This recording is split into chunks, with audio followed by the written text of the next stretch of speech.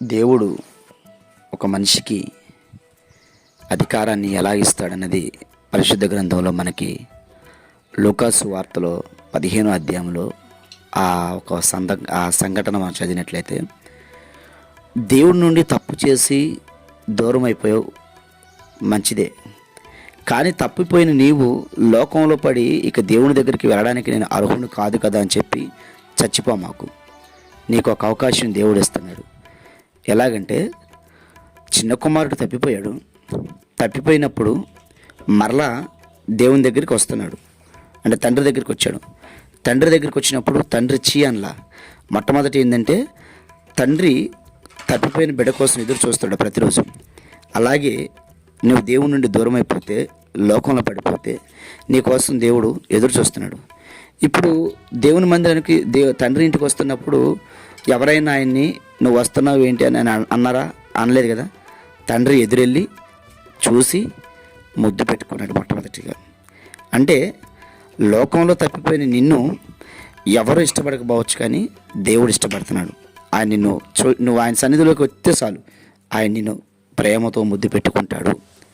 రెండవది, ముద్దు పెట్టుకున్న తర్వాత ఆ తప్పిపోయిన కుమారుడికి ఏం చెప్పాడంటే, ఇదిగో అతనికి వస్త్రాలు ఇవ్వండి అన్నాడు.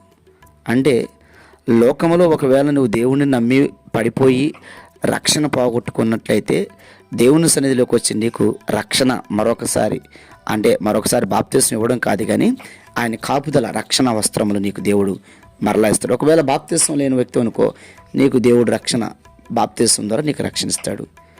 మూడవది, ఆ తప్పిపోయిన కుమారుడు తిరిగి వస్తే అతనికి చెప్పులు ఇవ్వండి అన్నాడు. అంటే లోకంలో ఉన్న వ్యక్తికి సమాధానం లేదు, చెప్పులు అనే మాటకి మనకి సమాధానం. దేవుని గుర్తెరగకపోతే లోకంలో ఉన్న వ్యక్తికి సమాధానం ఉండదు. ఒకవేళ దేవుని నమ్ముకొని పడిపోయిన నీకు కూడా సమాధానం లేకపోతే ఈరోజు సమాధానం ఇస్తున్నాడు దేవుడు. నాలుగవది, ఆ తిరిగి వచ్చిన కుమారుడికి ఉంగరం దొరుకుతున్నాడు. అంటే అధికారానికి సాదృశ్యం. ఇప్పటి వరకు దేవుని నమ్మిన నీవు ఏ అధికారం లేకుండా ఒక అనామకుడిగా బతుకుతున్నావేమో, దేవుడు నీకు ఒక అధికారాన్ని ఇస్తున్నాడు. ఆ అధికారాన్ని కనుక మనం గమనించినట్లయితే మార్కు సువార్త 16వ అధ్యాయంలో ఉంటుంది.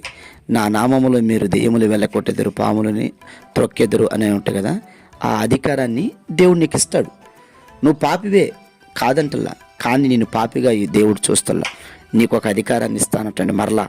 మరలా నిన్ను నువ్వు పురుకొలుపుకో, మరలా దేవుని ఇంటికి తిరిగిరా, ఆయన నిన్ను ముద్దు పెట్టుకుంటాడు, నీకు వస్త్రాలు తొడుగుతాడు, నీకు చెప్పులు ఇస్తాడు, తర్వాత నీకు ఉంగరం ఇస్తాడు. తర్వాత ఆయన ఏమంటున్నాడు తెలుసా? పరలోక రాజ్యంలోకి మనకి పౌరత్వాన్ని కల్పించున్నాడు, గొప్ప విందును సిద్ధపరచున్నాడు.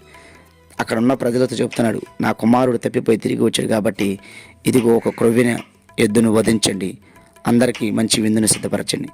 అంటే ఈ లోకంలో తప్పిపోయిన మనకి దేవుని సింహాసనం ఎదుట తిరిగి మరలా మనం కనుక ఇక్కడ భూమి మీదకి వస్తే, దేవుని సింహాసనం ఎదుట మనకి ఒక గొప్ప విందు, అదే గొర్రెపిల్ల వివాహ ఉత్సవానికి మనం పిలువబడుతున్నాం.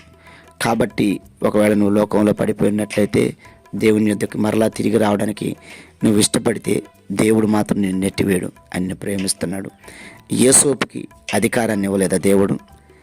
అధికారం ఇచ్చినప్పుడు ఆ ఐగుప్తు దేశంలో యోసేపుకి ప్రతి ఒక్కరు కూడా చేతులెత్తాల్సిందే, నమస్కరించాల్సిందే.